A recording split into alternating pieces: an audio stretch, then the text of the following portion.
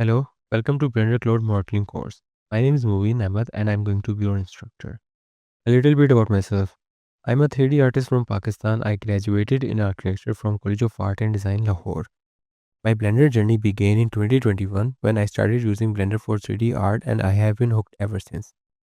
My primary focus has been on product designing and 3D visualization, but I've also worked with game asset development. Blender is a powerful and versatile tool and it's ever adapting to the market. A great recent update is the cloud integration for 3D modeling, which will revolutionize the workflow soon. In this course, I'm going to show you the steps on how to work with that. Now, let me show you what we are going to build in this course. We are starting with a simple cup just to get comfortable with the basics of how Claude works inside Blender. Then we are building a medieval sword where we learn how to break down a real object into simple shapes. After that, we are building a low poly tree. This is where things get more organic with branches and foliage clusters. Then we are building a full computer desk setup. Table, monitor, keyboard, mouse and chair. Learning how to build complex scenes step by step. And finally, we are building a detailed pirate ship, the most complex project in the course where we push Claude to its limits and see how far we can go with just prompts. Alright, let's get started.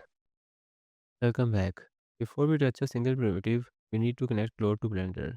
Once this is set up, everything you type in Claude desktop goes straight into your Blender scene, live in real time. You only have to do this once, so let's get through it.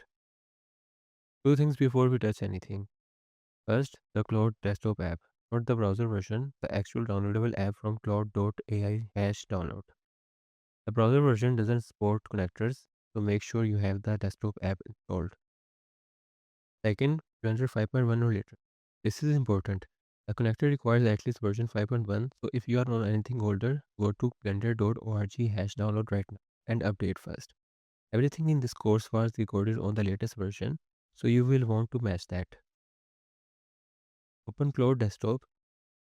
In the sidebar on the left, click Customize. Then go to Connectors, search for Blender and click Install. If you have already done this before the course, it will show as already installed. That's fine, just move on. After installing the connector, you will see a set of instructions appear in Claude.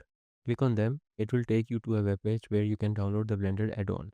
Go ahead and download the .zip file from the page. Don't unzip it. Blender needs the zip as is. Now open Blender, go to the Edit, then Preferences, then Add-ons.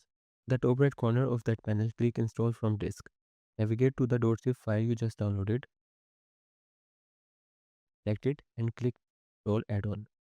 Blender will install it and you will see it appear on the add-ons list. Make sure the checkbox next to it is enabled. Let's confirm it works. Type this in Claude Desktop.